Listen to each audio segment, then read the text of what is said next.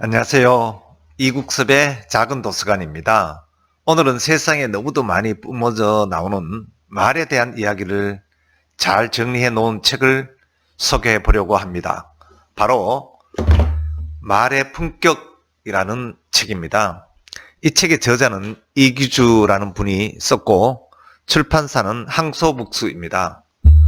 말을 통해서 그 사람의 품격을 들여다볼 수 있을까 하는 생각에서 선택해 본 책입니다. 지금은 말의 힘이 세상을 지배하는 그런 시대입니다. 날카로운 새치혀를 꺼내어서 상대방에게 비수처럼 휘두르는 사람들이 넘쳐나는 그런 세상입니다. 세상의 모든 일에 대하여 사람의 감정만을 자극하는 이야기들이 폭포수처럼 쏟아져 나오는 그런 세상이기도 합니다. 말은 함부로 해서는 안 됩니다. 말 한마디는 무기와 같고 칼과 같다고 합니다. 잘 쓰면 누군가에게 치료가 되고 그 사람의 마음을 따뜻하게 해주는 아주 맛있는 음식을 만들어주는 것과 같고, 못 쓰면 사람을 해치고 심지어 자기 자신까지 해치게 되는 무기가 됩니다. 이 책의 저자가 말에 대해서 이렇게 정의합니다. 사람의 입에서 태어난 말은 입 밖으로 나오는 순간 그냥 흩어지지 않는다. 말을 내뱉은 사람의 기와 몸으로 다시 스며든다 라고 말했으며, 한국 속담 중에는 가는 말이 고와야 오는 말이 곱다 라는 말이 있듯이 말은 정말 중요한 것 같습니다. 이 책을 읽고 나서 이전에 나를 돌아보면서 또 내가 이 말이라는 것을 너무 막 사용하고 또 감정에 따라 지혜롭지 못하게 사용할 때가 많았음을 깨우치고 또 반성도 하고 깨닫게 되었습니다.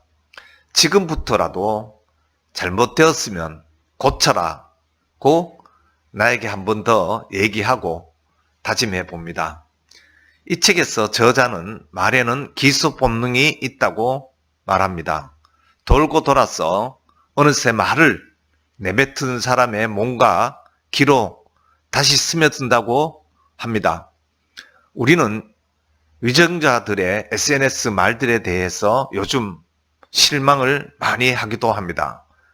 이 책에서 교훈은 그 사람의 품격은 말에서 나온다는 것을 깨닫고, 말을 내뱉는 입이 아닌 말을 주어 담는 귀를 열고 상대방에게 내어주는 자세를 갖고 상대의 마음을 얻는 자세를 권하는 것이라고 여겨집니다. 그리한다면 우리 사회는 보다 조화롭고 행복이 조금 더 가까이 오는 사회가 되지 않을까 하는 생각도 해보기도 합니다. 경청, 또 공감, 반응, 뒷말, 인향, 소음 등 다양한 키워드를 통해서 말과 사랑과 품격에 대한 생각들을 인문학적 소양을 바탕으로 감성을 다하여 우리에게 생각할 단초들을 전하고 있습니다.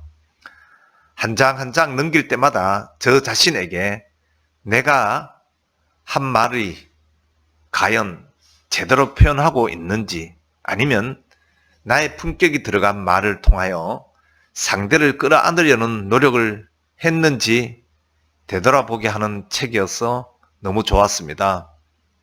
여러분은 여러분의 말로서 여러분의 인격적인 향기와 전하고자 하는 바에 대한 품격을 싣고 있는지를 돌아보는 계기가 될 것이기에 일독을 권해봅니다.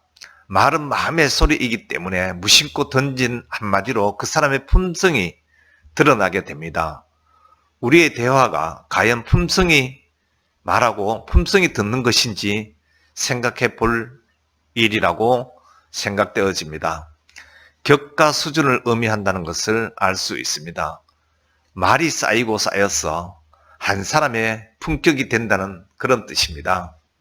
말을 통해서 자신의 품격을 죽일지 혹은 살릴지 신중히 결정하는 자세가 필요해 보이고, 말은 한 사람의 입에서 나오지만 천 사람의 귀로 들어가고 끝내 만 사람의 입으로 옮겨지는 속성을 우리는 SNS가 대세인 세상을 살고 있습니다.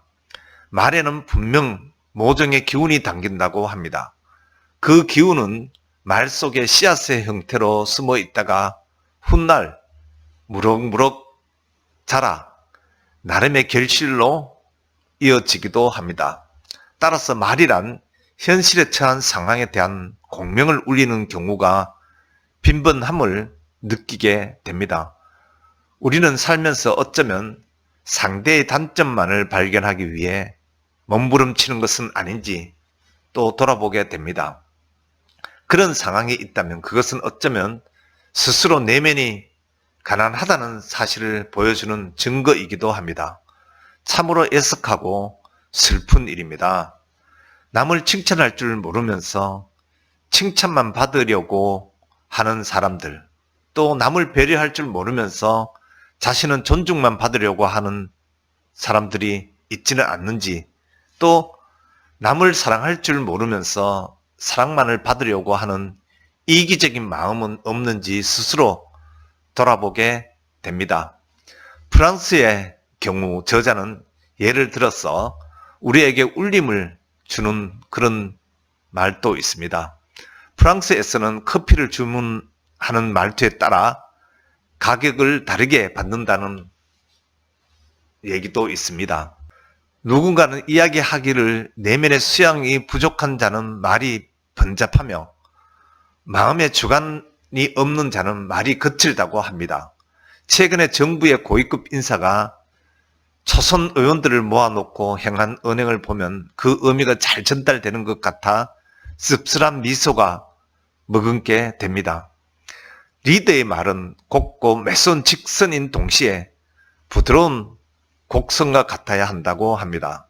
때로는 능수능란하게 휘둘러서 도려낼 것을 도려내야 하고, 또 때로는 부드럽게 돌려서 말하는 상대가 스스로 인지가 가능토록 껴안을 대상을 껴안아야 합니다. 말이 곧 행동을 보여주는 좋은 증거가 되기에 리더로서는 필요한 자세가 아닐까 생각되어집니다. 이렇듯이 리더가 하는 말은 정말로 중요하고 그 말은 그 조직의 장래를 결정하는 것입니다.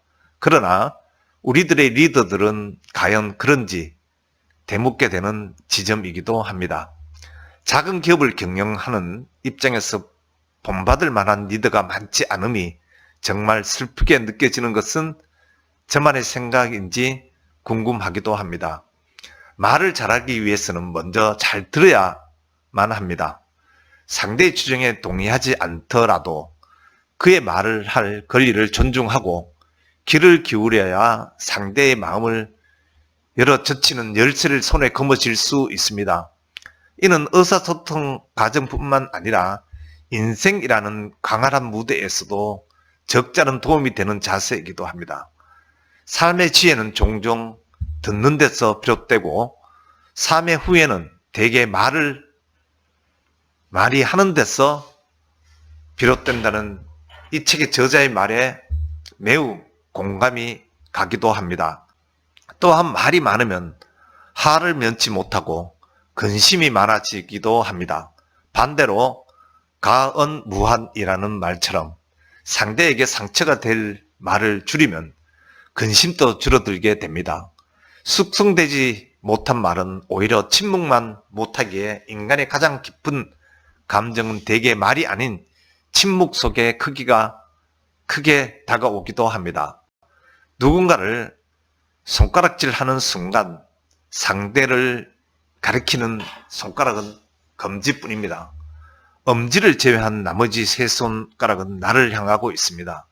세 손가락의 무게를 감당할 수 있을 때 비로소 검지를 들어야 합니다. 타인을 손가락질하기 전에 자신이 떳떳한지 좋게 3번은 따져봐야 할 것입니다. 우리는 늘 타인을 지적하며 살아가고 있지만 진짜 지적은 함부로 지적하지 않는 법을 터득한 사람만이 할 수 있는지도 모릅니다. 감히 책을 통해서 얻게 된 작은 지혜는 입이 아닌 귀를 내어주는 자세로 상대방의 마음을 얻는 기회를 갖기를 바랍니다. 더불어서 여러분이 가슴속에 꼭꼭 숨겨두었던 진심을 담은 말을 통해서 상대의 아픔을 어루만질 수 있는 지혜를 장착하기를 바랍니다. 그렇게 된다면 아마도 당신 곁에는 어느덧 소중한 사람의 향기에 취하는 기회를 갖게 될 것입니다. 이상 말의 품격에 대한 영상을 마치도록 하겠습니다. 고맙습니다.